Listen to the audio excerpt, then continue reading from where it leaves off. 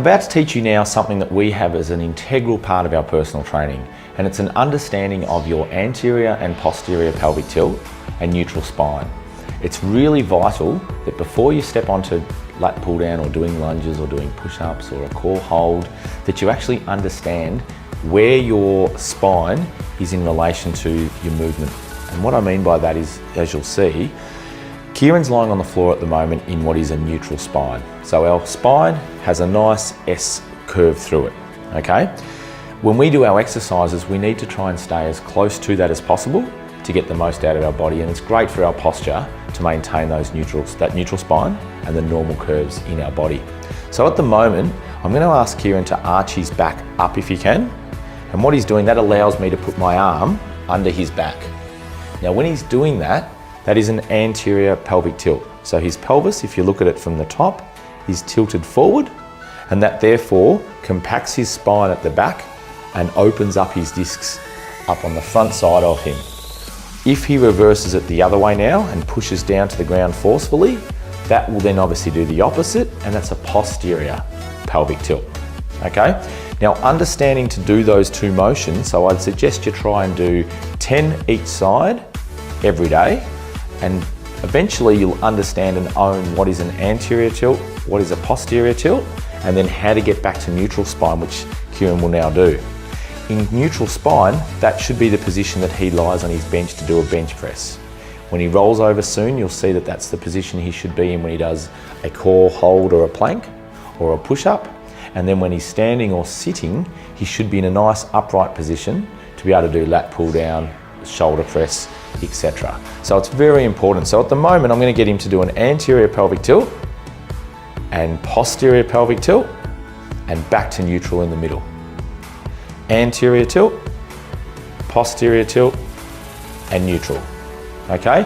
And learning to understand those positions will help you get the most out of your exercise training, be it fitness or weights, that you keep your neutral spine.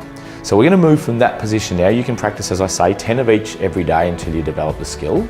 Now we're going to roll him over into all fours. So as you can see now, when he gets into an all fours position, which obviously we can do this, he could go into a push-up position, or he could go on his knees and do a modified push-up position. In any case, the concept is that if he doesn't keep neutral spine, as you'll see here, do an anterior tilt, Kieran. See that big arch that he's got in his back, which he's moved into now. If he was to go and do some sort of movement through that positioning, it's not ideal for posture. So we practice to get the idea and understanding of what it is so that we can then correct it and get back to neutral. So that's an anterior tilt, posterior tilt now, and back to neutral. Great. So again, 10 of these if you can. Anterior tilt, posterior tilt, and neutral. Great. Now here's one that's a little core exercise that helps again understand what's going on with the pelvis and owning those three positions. We're going to get his left elbow on this left arm and his right knee to touch underneath his body. Now as he does that, you'll notice there's a little bit of a posterior pelvic tilt there. As he reaches out to the sky now, and you've got to use all your core to stabilise and balance, he'll go into an anterior pelvic tilt. So then he'll come back in and touch elbow and knee again. And as he keeps doing this, I'll talk you through it. His idea is to hold for 2 seconds underneath and extend out again, hold for 2 seconds, and try and do 1 to 10 of those movement patterns. And that's great for core stability because you're going to have to balance and stabilise, but again you're learning how to move your spine and free it up a little bit so you've got better movement. We'll stop there. Excellent. Now he's going to stand up for us, as am I, and this is the hardest position to understand. So those three positions are probably the easiest way to do it. When he's standing here, we want his body nice and straight, his head back, so that we've got a nice alignment of posture. Now at the moment he's obviously got a t-shirt on, so we'll move this arm out of the way forward a bit, and I just want you to see him now go to an anterior pelvic tilt. So there's an excessive arch in through here, and he's now going to flatten that out for me and do a posterior pelvic tilt. So you can see that's a lot flatter. So practice 10 of those every day, and obviously the in-between ideal position is a neutral spine.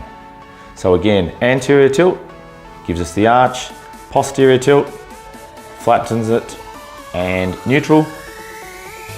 Done. Jump out of the way there, Kieran, thank you. So those 4 movement patterns are a great exercise for you to practice early days even before going into using a gym in any capacity that you want for fitness and or resistance and weights exercises, because it's vital that you understand how to get your perfect alignment for your posture. And by doing those sorts of exercises, you'll then understand that when you're in a position, how to correct it and fix it up to get the most out of your training.